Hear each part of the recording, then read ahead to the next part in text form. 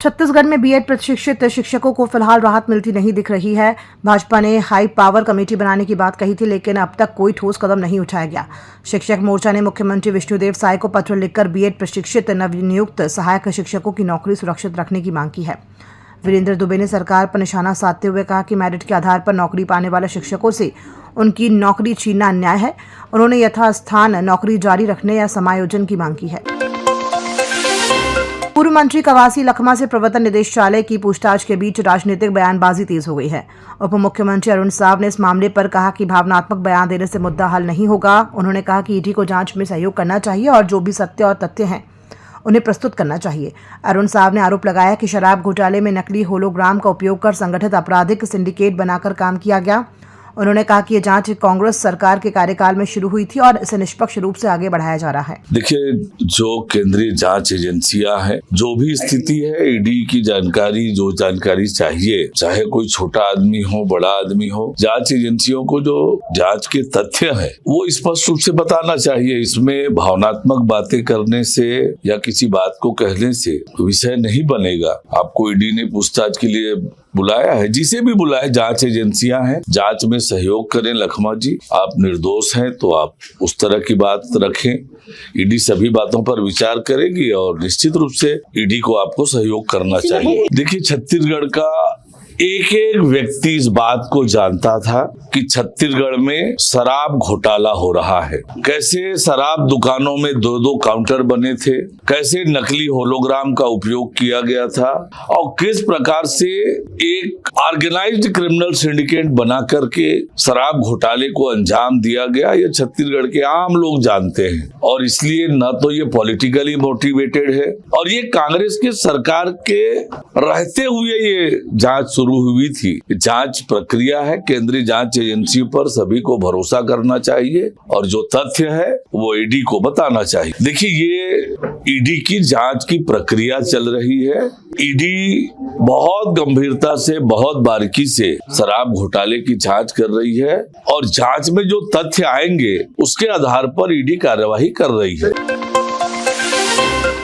पटवारियों की हड़ताल को लेकर उप मुख्यमंत्री अरुण साव ने प्रतिक्रिया दी है। उन्होंने कहा कि सरकार को उनकी समस्याओं की पूरी जानकारी है और इस पर विचार किया जा रहा है। अरुण साव ने पटवारियों से अपील करते हुए कहा कि उन्हें सरकार के साथ सहयोग करना चाहिए और जनहित में अपने दायित्वों का निर्वहन करना चाहिए।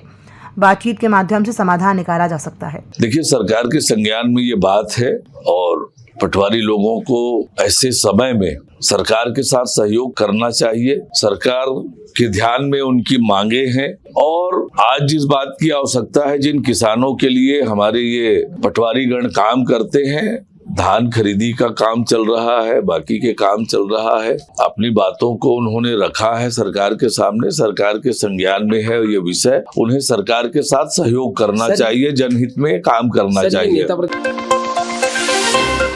कोरबा जिले के दादर गांव में जमीन विवाद के दौरान दबंगों ने मंत्री लखनलाल देवांगन के विधायक प्रतिनिधि राजेंद्र पटेल के साथ मारपीट की घटना मानिकपुर पुलिस चौकी क्षेत्र की है।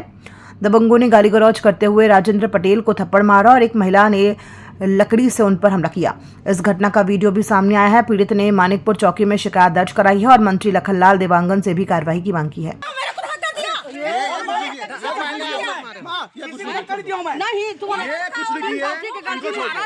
नहीं, कुछ नहीं किया, मैं आता हूँ। रुक जाओ।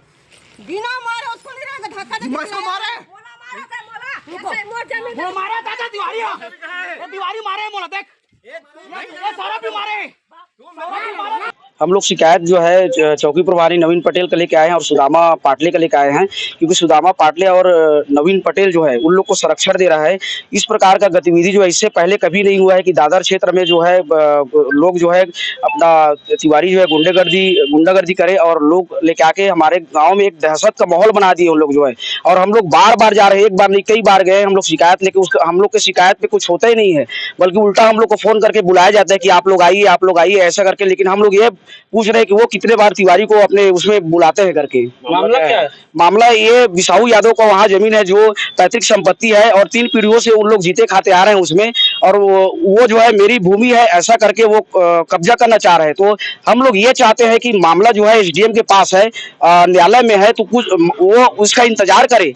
वो अपने मतलब गुंडेगर्दी के दम पर वो जमीन को अपना है कहकर लेना चाह रहे हैं, जो कि गलत है। वो किस तरह का गुंडागर्दी किया जा रहा है? वो 70 से 80 महिला लेके आती है और 30-40 लड़के रहते हैं और ऐसे प्रवृत्ति के रहते हैं कि मतलब फंसा देंगे, कि आप लोग को मतलब रेप पे फंसा देंगे, ऐसा ऐसा शब्दों का भी प्रयोग करते हैं। और कल की घटना यह है कि बिसाऊ यादव मेरे पास आया और बिसाऊ बोले कि मेरे गौशाला जो है उसको तोड़ फोड़ कर रहे हैं। तो मैं बोला चलिए दादाजी आप जो है वहां पहुंचिए, मैं आ रहा हूं करके। तो मैं गया तो मैं बोला दादाजी यदि मामला जो है कोर्ट में न्यायालय में चल रहा है, तो न्यायालय में चल रहा है, एसडीएम के पास चल रहा है, तो उसका प्रतीक्षा कीजिए।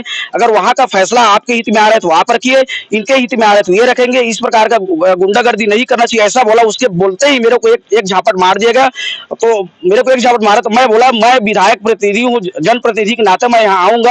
अगर लोग मेरे पास जो है किसी मुद्दे को लेकर आ रहे तो मेरा एक दायित्व है कि मैं उस दायित्व को निभाऊं। ऐसा करके मैं गया तो और मेरे को ये बोले कि तू मंत्री है, मंत्री के पास रहता है, विधायक प्रतिनिधि है, ऐसा करके मंत्री जी को भी गाली गलौज किए हैं। वो आपके नाक में चोट है, ये कैसे लगी? ये उसी जो है मेरे को मतलब मारे हैं मिल के। उसके परिवार जो है सौरभ तिवारी, सुरेश चंद्र तिवारी, सुधा तिवारी और उसकी निधि तिवारी और नीति तिवारी भी, ये सब के सब मेरे को जो है मिल के मारे हैं। और मारने के बाद में भी ये बोल रहे हैं कि मैं उन लोग के ऊपर प्राणघातक हमला किया, लेकिन ऐसा नहीं है। वीडियो को आप साफ देखोगे तो पता चल जाएगा आपको कि किस प्रकार उन लोग का जो है रवैया था।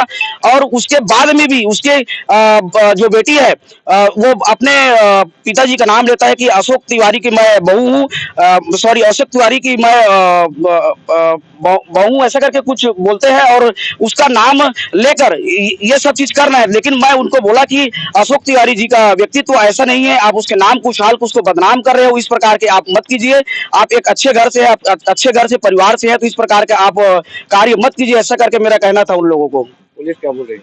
पुलिस तो वही बोलते हैं कि मारपीट होगा तब आएंगे हम लोग। तो मैं बोलता हूँ सर फोन किया था मैं, जिस दिन 17 तारीख को घटना था सर, ऐसा ऐसा माहौल है दादर में सर कि आप आइए और लड़ाई झगड़ा ना हो, विवाद की स्थिति ना निर्मित हो करके उसको शॉर्ट आउट कीजिए। तो वो बोलता है अभी विवाद नहीं हो रहा है, कितने लोग आए हैं, 100-150 लोग आए हैं, तो उन लोग कुछ काम से आए होंगे। मैं बोला सर काम से आते तो इस तरीके से नहीं आते, राड डंडा लेके, लाठी लेके, इस प्रकार से नहीं आते, गुंडागर्दी नहीं करते। वहां दारू नहीं पीते, वहां देखा जाए तो वहां दारू रखे थे, पानी का पाउच था, पूरा हर प्रकार के मतलब उसमें इस तरह से संलग्न ऐसे परिस्थिति में आए थे कि जैसे हम लोग को कुछ करना है टाइप से, विवाद करना है टाइप से। अभी किस तरह की गुहार लगा रहे हैं आप लोग? अभी हम लोग यही गुहार लगा रहे हैं कि बार बार एसडीएम के पास जो चल रहे हैं वहां तो जा ही रहे हैं अपन लोग, कलेक्टेड में भी गए हैं, अपन लोग एसपी के पास भी कई बार गए हैं, मानीपुर चौकी प्रभारी के पास भी कई बार गए हैं। तो हम लोग यही चाहते हैं कि इसका जल्द से जल्द निराकरण हो, क्योंकि इस स्थिति को देखते हुए ऐसा लग रहा है कि आगे चल के कुछ भी हो सकता है। बिसाऊ को भी बहुत ज्यादा खतरा है। अब मेरे जैसे जनप्रतिनिधि के ऊपर हाथ उठा दे रहा है, वो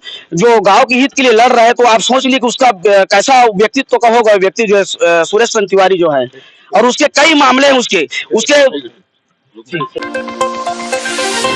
राजधानी रायपुर के न्यू राजेंद्र नगर थाना क्षेत्र में नववर्ष पार्टी के दौरान डांस के समय हुए विवाद में चाकू से हमला करने वाला आरोपी संजय को पुलिस ने गिरफ्तार कर लिया है।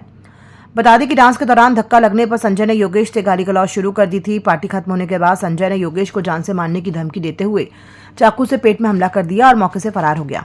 घायल योगेश को अस्पताल में भर्ती कराया गया। प्रार्थी की रिपोर्ट पर आरोपी के खिलाफ विभिन्न धाराओं में मामला दर्ज कर जाँच शुरू कर दी है। पुलिस ने आरोपी को छुपने के स्थान से गिरफ्तार कर लिया है। थाना न्यू राजेंद्र नगर अंतर्गत 31 तारीख की रात को एक पार्टी में डांस के दौरान योगेश साहू नाम के लड़के का हाथ संजय रात्रे को लग गया, थोड़ी धक्का लग गया। उसी पर संजय रात्रे के साथ विवाद हुआ। जब पार्टी खत्म हुई, लोग जाने को निकले, उसी दौरान संजय रात्रे योगेश साहू को गाली गलौज करने लगा और अपने पास रखे हुए धारदार हथियार से उस पर वार किया है, जिसमें हत्या के प्रयास की धाराओं के तहत मुकदमा दर्ज किया गया है। संजय रात्रे को गिरफ्तार करके न्यायिक रिमांड भेजा गया है। राजधानी के पंडरी थाना पुलिस और एंटी नार्कोटिक्स टास्क फोर्स की संयुक्त कार्रवाई में गांजा तस्कर मोहन नायक को गिरफ्तार किया है। आरोपी के पास से 10.9 किलोग्राम गांजा और इको वाहन जब्त किया गया, जिसकी कुल कीमत 5 लाख रुपए है। सूचना पर दुबे कॉलोनी मोवा में छापेमारी के दौरान आरोपी को पकड़ा गया। एक अन्य फरार आरोपी की तलाश जारी है। प्रकरण में नार्कोटिक्स एक्ट की धारा 20B के तहत मामला दर्ज कर जांच जारी है।